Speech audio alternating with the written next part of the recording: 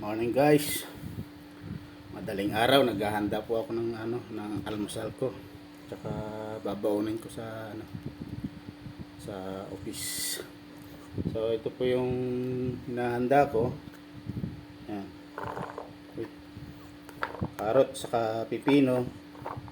Tapos naglaga na rin ako ng repolyo. Ito. Tapos naglaga na rin ako ng itlog. Ayan, pinapakuluan ko pa lang. Tapos ito yung almusal ko guys. Ayan. Nakuluan ko lang yan sa tubig. Tapos yung itlog binati ko doon sa kumukulong tubig. Tapos repolyo tsaka yung umbok. Hello? Yan. Yan. Almusal ko ngayon. So good morning guys. Madaling araw. Alas 4 pa lang po ng madaling araw. So kanina gumising na ako ng 3:30.